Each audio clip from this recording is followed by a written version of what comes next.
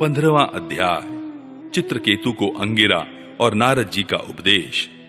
श्री सुखदेव जी कहते हैं, परीक्षित, राजा चित्रकेतु शोकग्रस्त होकर मुर्दे के समान अपने मृत पुत्र के पास ही पड़े हुए थे।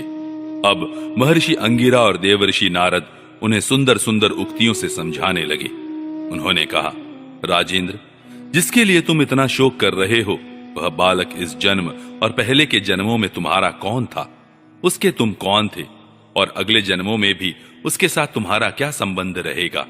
जैसे जल के वेग से बालू के कण एक दूसरे से जुड़ते और विछुड़ते रहते हैं, वैसे ही समय के प्रवाह में प्राणियों का भी मिलन और बिछोह होता रहता है।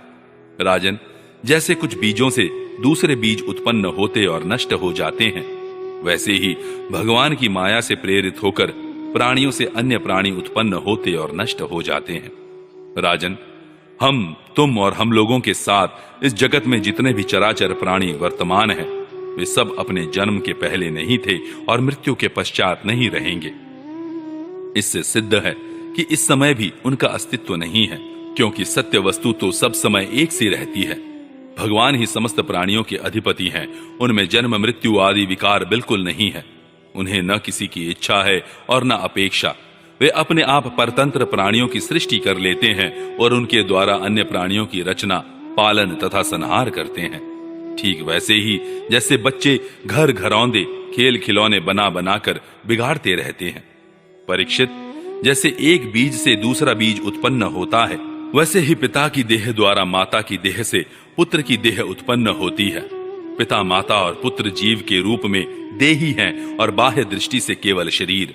उनमें देही जीव घट आदि कार्यों में पृथ्वी के समान नित्य है। राजन, जैसे एक ही मृत्तिका रूप वस्तु में घटत्व आदि जाति और घट आदि व्यक्तियों का विभाग केवल कल्पना मात्र है, उसी प्रकार यह देही और देह का विभाग भी अनादि एवं अविद्या कल्पित है। श्री सुखदेव जी कहते हैं, राजन, जब महर्षि अंगिरा और देवर्षि नारद ने इस प्रकार राजा चित्रकेतु को समझाया बुझाया, तब उन्होंने कुछ धीरज धारण करके शोक से मुरझाए हुए मुख को हाथ से पोंछा और उनसे कहा। राजा चित्रकेतु बोले, आप दोनों परम ज्ञानवान और महान से भी महान जान पड़ते हैं तथा अपने को अवधूत वेश में छिपाकर यहाँ आए हैं।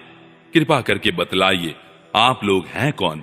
मैं जानता हूं कि बहुत से भगवान के प्यारे ब्रह्मवेत्ता मेरे जैसे विषयासक्त प्राणियों को उपदेश करने के लिए उन्मत्त कासा वेश बनाकर पृथ्वी पर स्वच्छंद विचरण करते हैं। सनत कुमार, नारद, ऋभु, अंगिरा, देवल, असित, अपांतरतम व्यास, मार्कंडेय, गौतम, वशिष्ठ, भगवान परशुराम, कपिल देव, शुकदेव, दुर्वासा, याज्ञवल्क्य, जातुकर्ण्य, वारुणी, रोमश, च्यवन, दत्तात्रेय, आसुरी, पतंजलि, वेदशिरा, बोध्यमुनि, पंचशिरा, हिरण्यनाभ, कौसल्य, श्रुतदेव और ऋतध्वज, ये सब तथा दूसरे सिद्धेश्वर ऋषि मुनि ज्ञान दान करने के लिए पृथ्वी पर विचरते रहते हैं। स्वामियों, मैं विषय भोगों में फंसा हुआ मूढ़ बुद्धि ग्राम्य पशु हूं और अज्ञान के घोर अंधकार में डूब रहा हूं।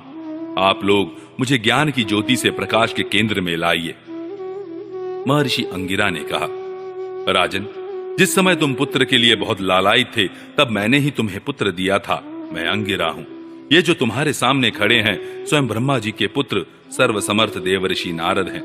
जब हम लोगों ने देखा कि तुम पुत्र शोक के कारण बहुत ही घने अज्ञान अंधकार में डूब रहे हो, तब सोचा कि तुम भगवान के भक्त हो, शोक करने योग्य नहीं हो, अतः तुम पर अनुग्रह करने के लिए ही हम दोनों यहाँ आए हैं। राजन, सच्ची बात तो यह है कि जो भगवान और ब्राह्मणों का भक्त है, उसे किसी अवस्था में शोक नहीं करना चाहिए।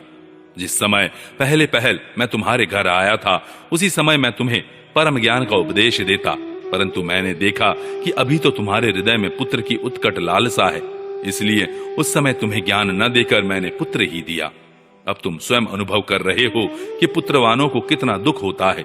यही बात स्त्री, घर, धन, विविध प्रकार के ऐश्वर्य, संपत्तियां, शब्द, रूप, रस आदि विषय, राज्य वैभव, पृथ्वी, राज्य, सेना, खजाना, सेवक, अमात्य, सगे संबंधी, इष्ट मित्र सबके लिए हैं, क्योंकि ये सब के सब अनित्य हैं। शूरसेन, अतएव ये सभी शोक, मोह, भय और दुख के कारण है। मन के खेल खिलौने हैं, सर्वथा कल्पित और मिथ्या हैं, क्योंकि ये न होने पर भी दिखाई पड़ रहे हैं। यही कारण है कि एक क्षण दिखने पर भी दूसरे क्षण लुप्त हो जाते हैं। ये गंधर्व नगर स्वप्न, जादू और मनोरथ की वस्तुओं के समान सर्वथा असत्य है। जो लोग कर्म वासनाओं से प्रेरित होकर विषयों का चिंतन करते रहते हैं, उन्हीं का मन अनेक प्रकार के कर्मों की सृष्टि करता है।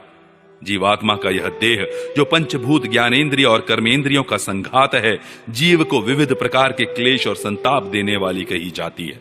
इसलिए तुम अपने मन को विषयों में भटकने से रोककर शांत करो, स्वस्थ करो और फिर उस मन के द्वारा अपने वास्तविक स्वरूप का विचार करो तथा इस द्वैत भ्रम में नित्यत्व की बुद्धि छोड़कर परम शांति स्वरूप परमात्मा में स्थित हो जाओ। देवर्षि नारद ने कहा, राजन, तुम एकाग्र चित्त से मुझसे यह मंत्रोपनिषद ग्रहण करो। इसे धारण करने से 7 रात में ही तुम्हें भगवान संकर्षण का दर्शन होगा। नरेंद्र, प्राचीन काल में भगवान शंकर आदि ने श्री संकर्षण देव के ही चरण कमलों का आश्रय लिया था। इससे उन्होंने द्वैत भ्रम का परित्याग कर दिया और उनकी उस महिमा को प्राप्त हुए जिससे बढ़कर तो कोई है ही नहीं, समान भी नहीं है। तुम भी बहुत शीघ्र ही भगवान के उसी परम पद को प्राप्त कर लोगे।